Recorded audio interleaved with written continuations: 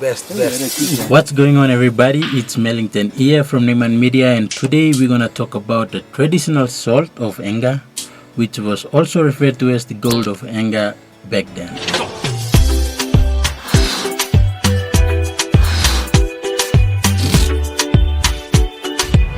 Well, Enga province is known as a rugged land with a long history of tribal fighting. However, the Engans are not only fierce warriors but also renowned salt makers. Before the introduction of the processed salt by explorers and missionaries, traditional salt played a pivotal role in the traditional trade relationship involving people from far and wide. But why was it referred to as the gold of Enga? How is this traditional salt made?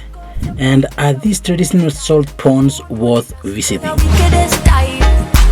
Traditional salt making was a trademark of Enga province. This rare salt was referred to as the gold of Enga because it was a highly prized barter trading commodity in the country's ancient trading routes. In the past, the Enga people traded salt with other provinces of Papua New Guinea like Ella, Southern Islands, East Sepik, and Western Islands provinces for axes, shells, tree oil, net bags, tobacco, plums, and pigs. One bag of salt was worth a good stone axe or a large pig. After contact, the availability of salt in trade stores greatly reduced the manufacture of native salt.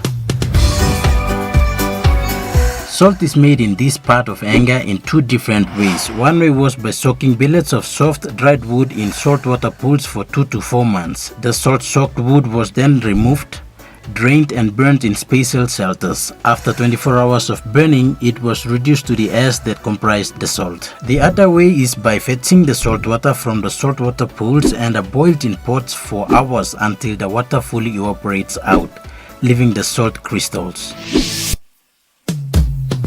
Salt is made using these two ways at the well-known springs of Yandapo, Ipinakal, and the Keta River.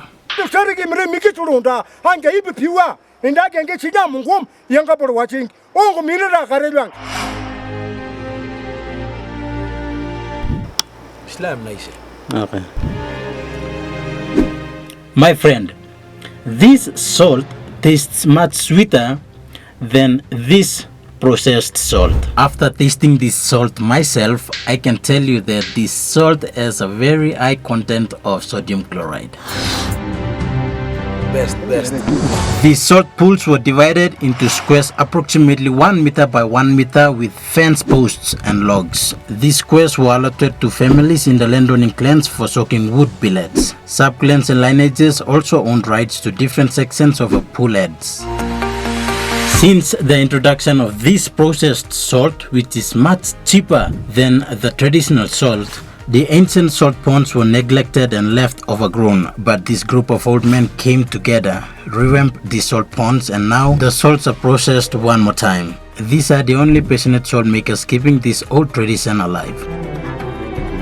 Now that big salt companies making refined salt and selling for cheap price, you won't see these men with their native salt in the markets. That's why we have to support these organic farmers. These guys love what they do, and the best thing we can do is support their work. So if you are someone who likes exploring new places and want to taste this native salt, book a tour now using the links below to visit the ponds and step back to the days of the traditional island salt trade. Come and see for yourself how traditional salt was made.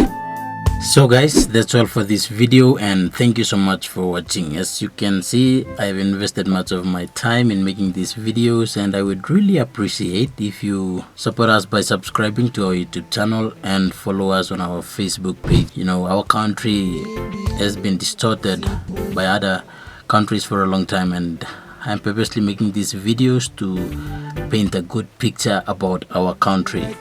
So please support us, support local, and let's bring our country forward. Thank you, and see you in the next video. Bye.